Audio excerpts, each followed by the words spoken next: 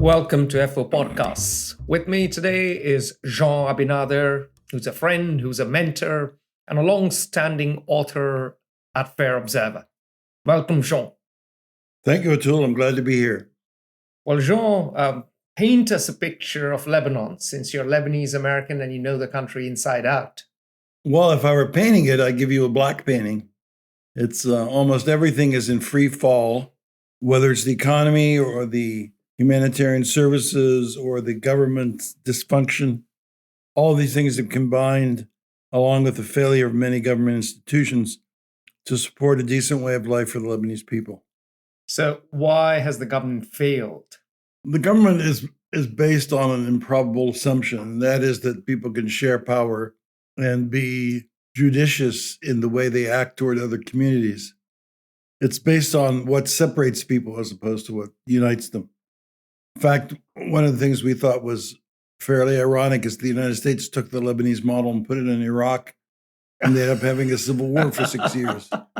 And so it's a mistake. I mean, to divide up a country on a sectarian basis and then have no change allows the powers that be to have corruption networks in place that are used to judge everything that happens in the country. So you've talked about a sectarian divide and a sectarian basis for government.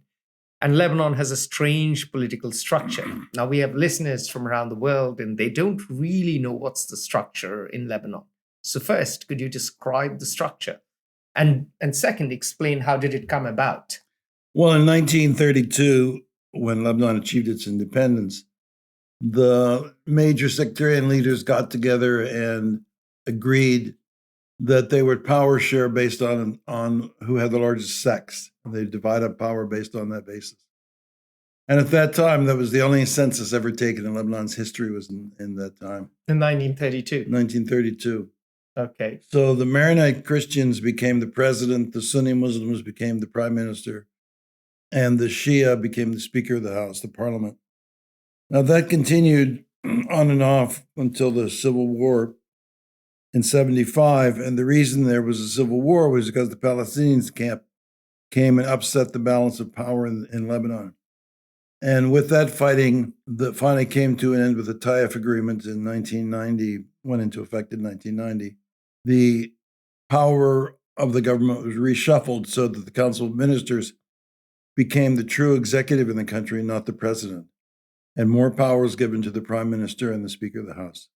So that means power has shifted away from the Maronite Christians to the Sunni and the Shia groups. That's what it did in theory, but in reality, the Civil War, 1975 to 90, really eroded the base of any Sunni power because in 2005, when Hariri was assassinated, it put an end to any larger-than-life Sunni figure who could take on the leadership of the community. I see. So Lebanon was part of the Ottoman Empire, and the Ottoman Empire was a Sunni empire. And in fact, the Ottoman Sultan was the caliph or the khalifa of the Sunni world. So this is quite a fall from grace.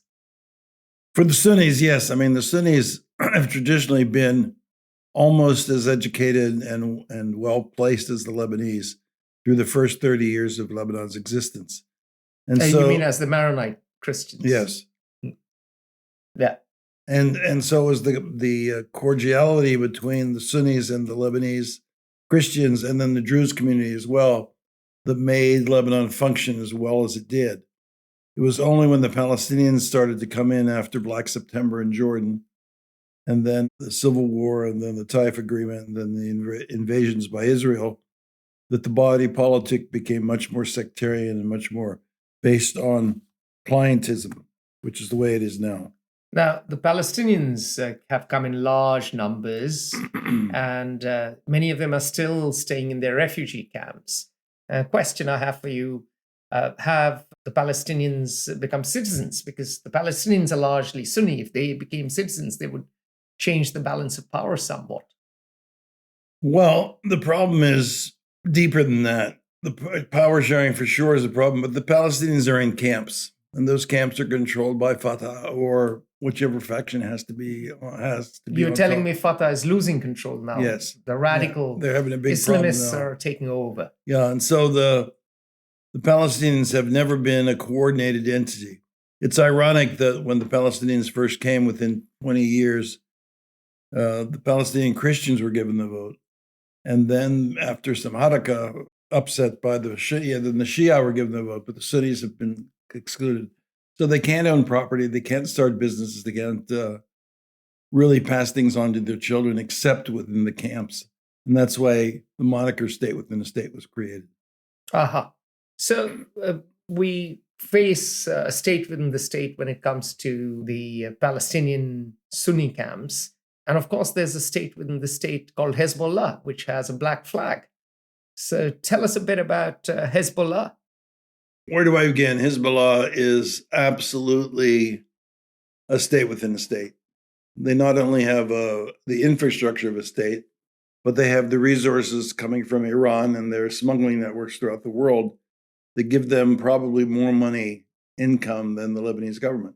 And so they not only have a militia, they have a autonomous state body, they have banks, they have grocery stores, they have schools, they have healthcare centers. So they're providing for the people what the government doesn't or could not provide. So they're filling the vacuum left behind by government failure. That's right. All right. So what is the percentage of different ethnic groups now by estimation? Because you've just told me there was no census after 1932. Yeah, there's no census, but the best thing we can do is look at the voting figures. And if I try to figure out from the voting figures what the percentages are, so they're about, I'd say 3 ways, 35, 35, 30, split between Sunnis, Christians, and Shia.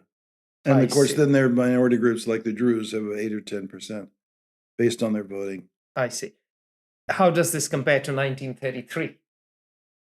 In those days, the Christians were by far the 32 majority. rather. Yeah, well, even 30. The Christians were the largest. But over the years, the brain drain has taken many Lebanese out of the country, both the Christians and the Sunnis, because the Sunnis were the other ones who had access to education and networks overseas. They were part of the Ottoman Empire.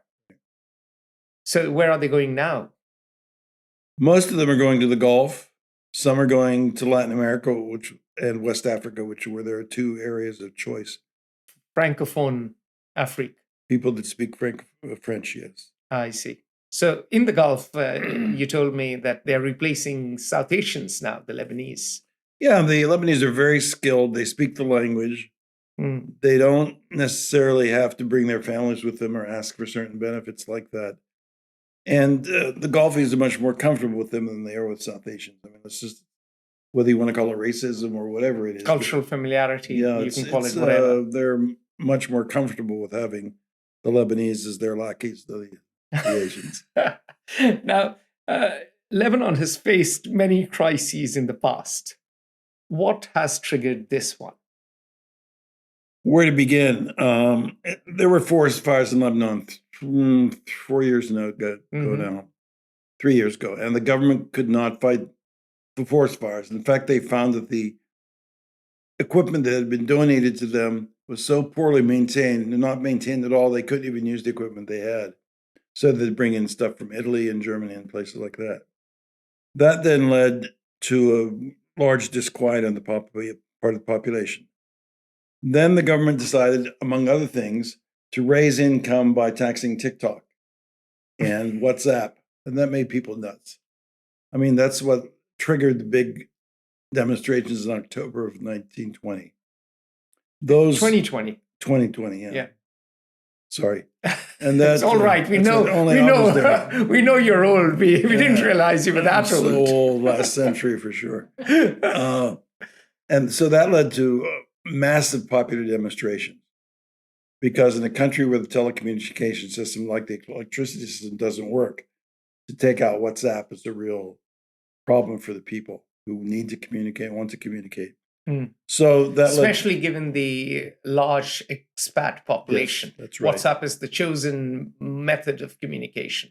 And so that led to widespread riots and civic disobedience, which only went down with COVID and the changes in the weather. But it was a real disruption and a real challenge to the powers that be. Unfortunately, it didn't sustain itself. And of course, there was the massive bomb blast. That was the year following. So but that did not bring out 2 million people in the street the way I see. The attacks on WhatsApp did. I see. The Russia-Ukraine war has also caused a massive problem. Economically, my friends from Lebanon, economists in particular, say that the country is facing its worst ever crisis in modern times. Yeah, the World Bank says it's the third worst since the 1850s. Third worst globally, basically. Globally, yes. Exactly. And that Lebanon imported 85% of its wheat and most of its fuel from Ukraine and Russia. And so between those two, Lebanon is facing hyperinflation on the prices of wheat, for example.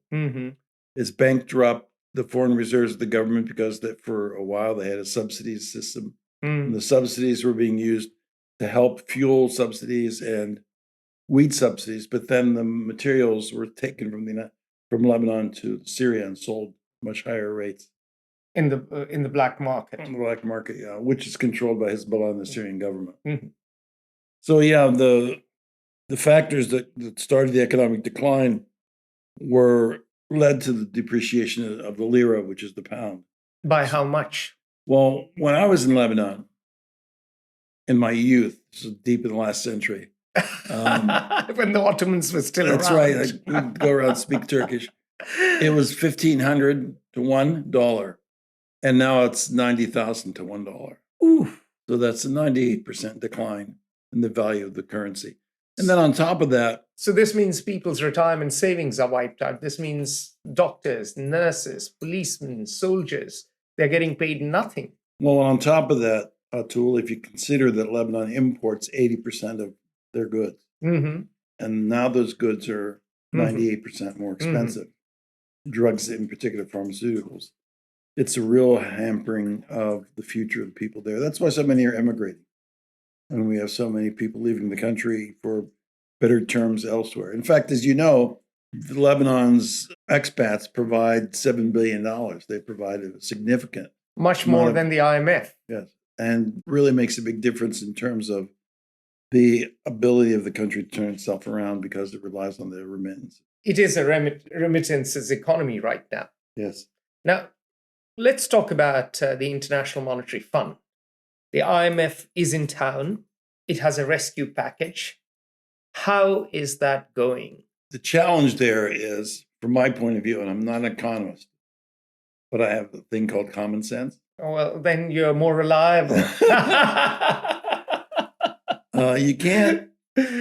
IMF has what I would call cookie cutter approach. Yeah. Here's the fiscal reforms you need. Here are the monetary reforms you need. Here's how you improve the savings. Here's how you. That doesn't work. They should be out on the street selling their package to the Lebanese people who can then put pressure on the parliamentarians. But they can't reach the parliamentarians. They're pretty much insulated. So unless they can figure out a way, change the attitude of the members of parliament, it's going to be very difficult for Lebanon to really come through with any kind of change in the way it operates. So you're telling me that the IMF package is going the same way as their package in Argentina or Egypt or Pakistan? Yes. I mean, this is the fourth time Lebanon's had an international conference, including the IMF, to support its recovery. And this is the fourth time Lebanon has failed it. I see. Now, why is it failing again and again? Things have hit rock bottom. Well, because it's the same leaders over and over again who don't want to give up the control they have. Why do you have the same leaders over and over again? Because you do have elections. In the United States, Congress has never gotten more than 20 or 21% approval. And yet over 90% of incumbents who run for re-election are re-elected. Why do we pick on Lebanon? Because they vote for people they know. In there, at least, the people they vote for provide services for them. So the way they provide services is basically through corruption. Yes, because getting your children to school, getting health care for them, getting documents processed, all of that little stuff, but Hmm. which affects the quality of life, Hmm. makes people more supportive of some candidates than others. So understood. It's a problem in many third world democracies that your system as a whole doesn't work. So Right. you go to your elected representative, and he gets you the domicile certificate you need for something. He gets your driving license. He gets you, or she gets you, whatever you need in your daily life. Right. But to do so, that representative has to call in favors, grease wheels, and it leads to a cycle of corruption. So individually, people are they're almost like feudal barons. And after 30 years of it, this has happened after the end of the Civil War. What it did was it turned the warlords with their militias into government officials. So this has made corruption endemic. Right. Part of the system.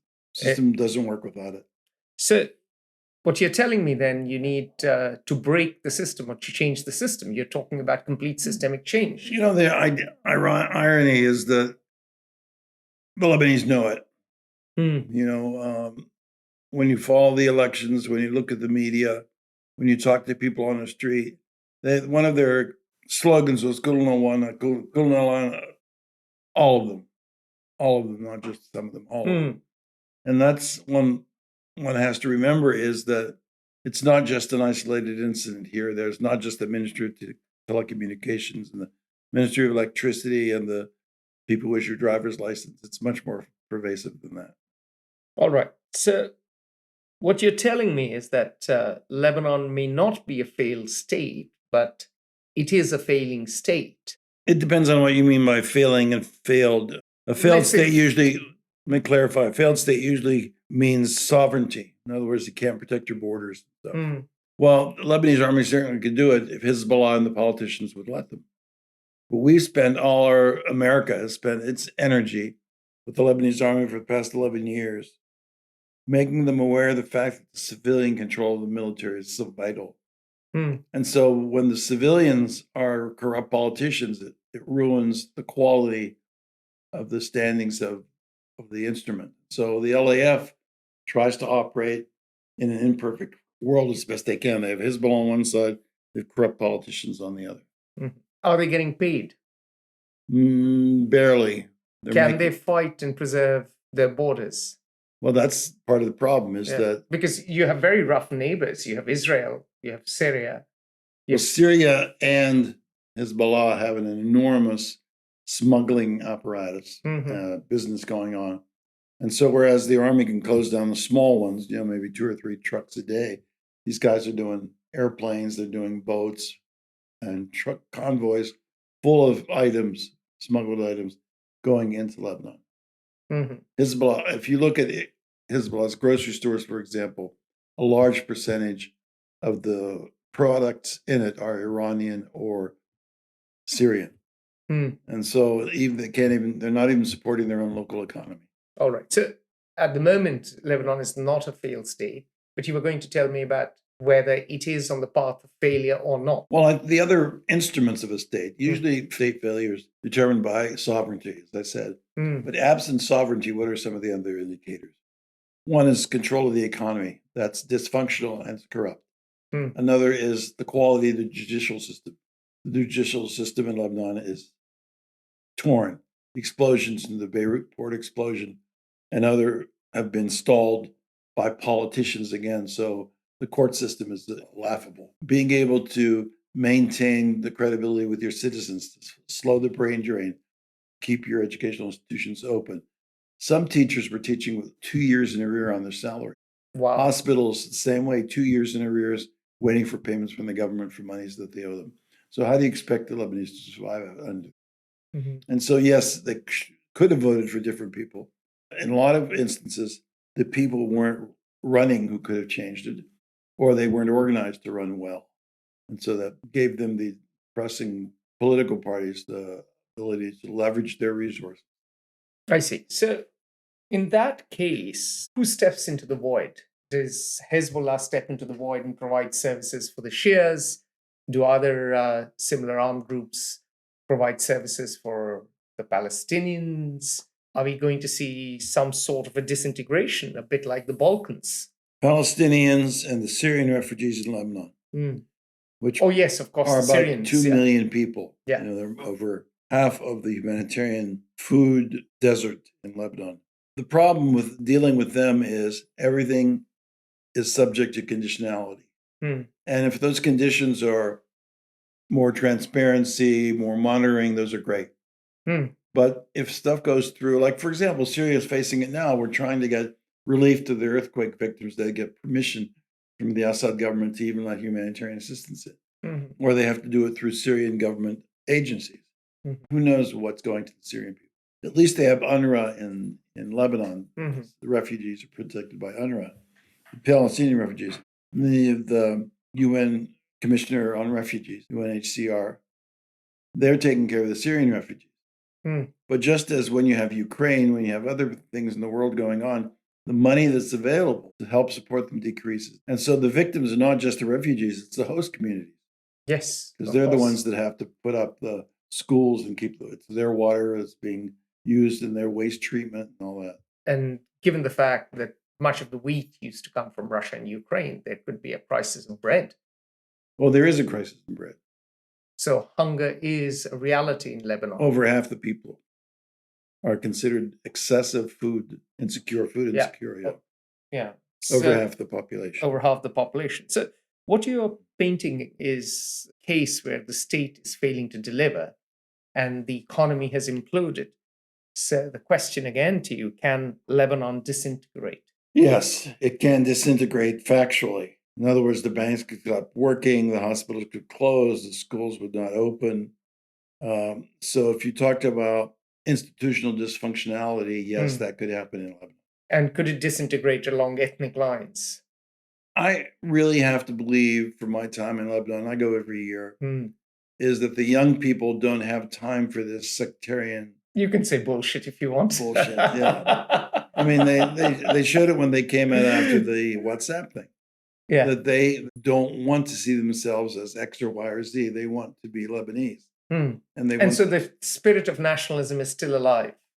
It's not even nationalism, it's just an identity. Okay. Nationalism means, like, I'm the best and you're not. And that's not what they're interested in saying. Or that Because so sense of many civic Lebanese are- identity. Yeah, civic identity. Because Lebanese are really integrated, for example, with Syria and with Jordan and other places. So they don't see themselves as so much apart from them Hmm. or different from them. They see their governments as different. I see. So you think that there's still a desire amongst the constituent, or enough of a desire amongst the constituent ethnicities, particularly amongst the young, to live together, Not fight one another is different. not fight one another. Yeah, I mean, they stick to their neighborhoods because that's where they grew up and that's what they used to. They go to universities and learn some new things. Then they want to live in other places. But all of it's driven by the economy at that point. Hmm. Do I have a job that's going to pay me enough for my rent and my transportation and my food? So until those problems are solved, you're still going to have people competing for what limited resources there are. I see. And give me two scenarios for Lebanon. What is the most catastrophic scenario that could occur? And give me the most optimistic scenario that could happen. Well, most negative one is institutional failure. The economy goes totally bankrupt. So people starve. Remittances dry up. Mhm. International assistance goes down. Mhm. And the government ministries that function atrophy. Hmm. So that there's no ability to do good even if they wanted to. I Like see. the So health people systems, then for starve and fight, or leave the country. Right. But Fight or flight. fight whom? See, that's the point. Who are they going to fight? They're not going to take on Hezbollah, and they're already going through their neighbors' trash and stuff looking for bread. Yeah. The most optimistic one is Lebanon will do what it needs to do, and that's Parliament will elect a president, and with that new government, and those ministers are what we call clean. Uh-huh. They don't have to be uncorrupt, but at least they let most of the money go where it's supposed to go. That they have a national defense policy which allocates power between the Lebanese security forces and Hezbollah. There's an agreement on what they're going to do and how they're going to coordinate together. And remittances continue to flow. That's the most optimistic scenario. But what you have to do is you have to give people the drive, the motivation. Like, for example, I'm a business person, and I've always seen the Lebanese as business people. Hmm. And And spectacularly successful ones. I've met Lebanese in West Africa, in Latin America, here, Wall Street, London, everywhere. And so Paris, of course. Yes. And so they say that if you want to help the Lebanese, let them help themselves.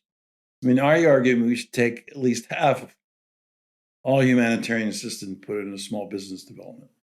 The small businesses create income, they create wages, they create products for sale, they create products that sell to export, so you don't have to use money, borrowed money to furnish your exports. So go back to being the Phoenicians who discovered writing, and account keeping, and bookkeeping. Yes. Go back to the future. It's ironic that the Lebanese maintain themselves so well despite how many crises they've had.